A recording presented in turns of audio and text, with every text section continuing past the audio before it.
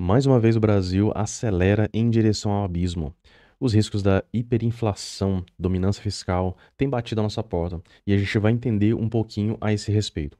Eu sou Léo Vieira e a gente fala um pouquinho sobre futuros para o Brasil, economia e muito mais. Bom, vamos lá entender um pouquinho sobre o que está acontecendo aqui.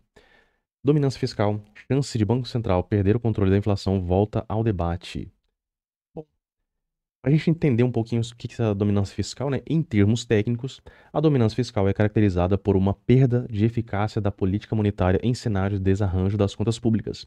Em ambiente desse tipo, uma alta nos juros básicos pelo Banco Central para domar os preços eleva o gasto do governo com o pagamento de juros da dívida pública e aumenta o problema fiscal a ponto de deteriorar expectativas de mercado, afetando condições financeiras, o que acaba por pressionar ainda mais a inflação. Trocando em miúdos, quando a inflação começa a fugir do controle, o Banco Central tem essa ferramenta, que é a taxa de juros, a taxa Selic, para poder aumentar, assim conseguindo conter um pouco dessa inflação. Só que chega em determinado ponto onde as contas públicas não fecham mais, a dívida pública estoura, os gastos são exorbitantes, e aí o que acontece?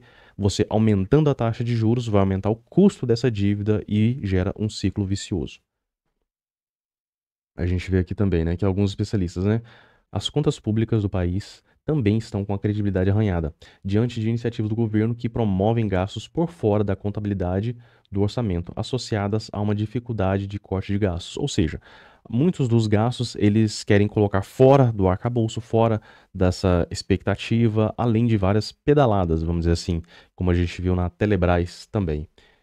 E também a dívida pública do governo federal ficou em 78,5% do PIB em agosto, 7 pontos percentuais acima do patamar registrado no início do mandato Lula. A elevação preocupa a equipe econômica que já vê o indicador rompendo a barreira dos 80% do PIB antes de se estabilizar e prometeu apresentar um pacote de contenção de gastos para dar sustentabilidade ao arcabouço fiscal e controlar essa trajetória. Mas 78, 80% do PIB, o que seria isso?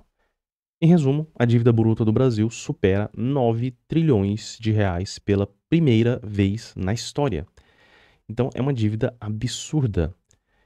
Só no governo Lula, 1,8 trilhão de reais. E aí a gente viu o aumento dos ministérios, as viagens, gastanças, indicação de muitos funcionários de alto escalão que recebem muito bem, aumento de concurso público. Então a gente viu que a gastança foi desenfreada totalmente. E isso que acabou culminando nesse ponto. Gerou um temor muito grande. E aí a gente tem que entender que onde que está a taxa de juros hoje? O Copom acelera ritmo sobre Selic para 12,25% e prevê mais duas altas de um ponto. Ou seja, hoje, com essa dívida de 9 trilhões, a uma taxa de 12,25% ao ano, a gente vai pagar mais de 1 trilhão por ano só com o custo da dívida. O juro dessa dívida vai ser de 1 trilhão. E se a gente for entender o quanto que o Brasil arrecada, a gente vai ver aqui, ó, o impostômetro. O Brasil, até o momento, arrecadou 3,4 trilhões de reais. É um absurdo, é uma coisa assim, totalmente fora da realidade, fora de um patamar. A gente tem até dificuldade de entender esse monte de números ali, esse monte de zeros que seria aí 1 trilhão. Então, 3,4 trilhões foi a arrecadação até o momento. 1 trilhão disso é só o custo da dívida. E isso tende a aumentar. Percebe como isso gera uma bola de neve? E aí, a gente viu aqui também que o governo, né, prometeu apresentar um pacote de contenção de gastos para dar sustentabilidade ao arcabouço fiscal e controlar essa trajetória. Vamos ver aqui. Decepção com pacote alimenta temores de dominância fiscal.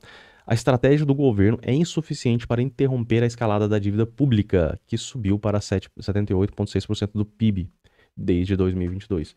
Então, aquilo que era para dar mais tranquilidade para o mercado simplesmente decepcionou e todo mundo percebeu que não dá mais. As contas públicas vão pro beijo. Não tem mais como conter isso.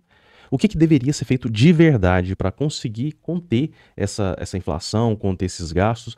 É privatização de estatais, redução de cargos públicos, demissão de muitos desses cargos comissionados, principalmente de alto escalão.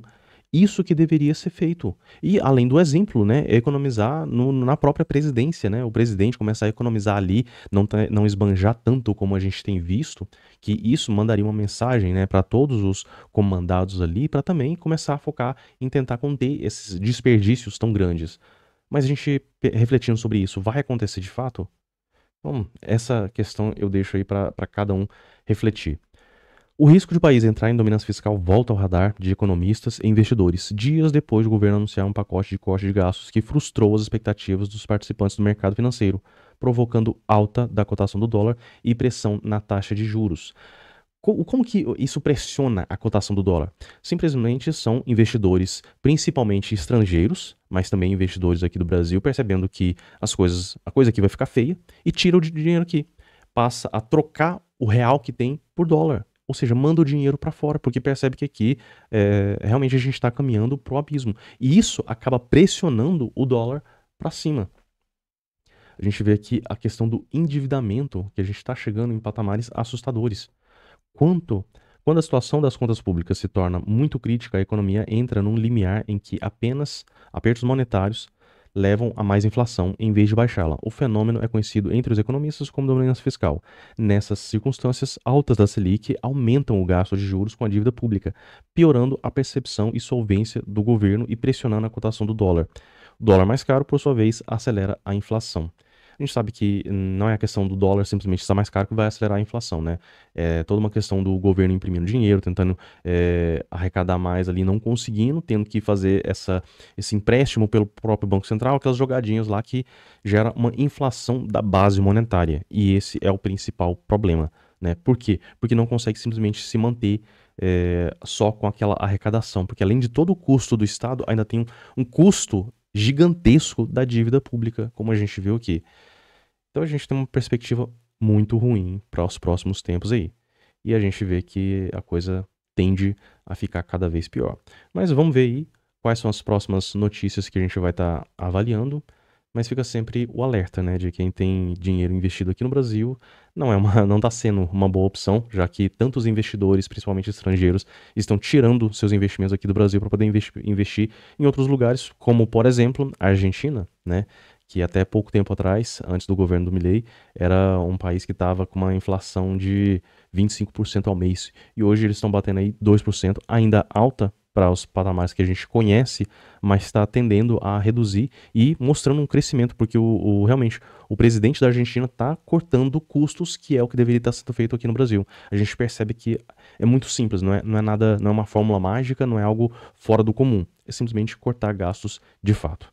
Então, esse é minha avaliação aqui hoje do mercado, o que está acontecendo, quais são as nossas perspectivas. Se você quiser que a gente avalie alguma notícia, algum fato importante, deixa aqui nos comentários, curta, comente, compartilhe também esse vídeo para a gente poder ganhar mais alcance aí e abrir os olhos de mais pessoas, certinho?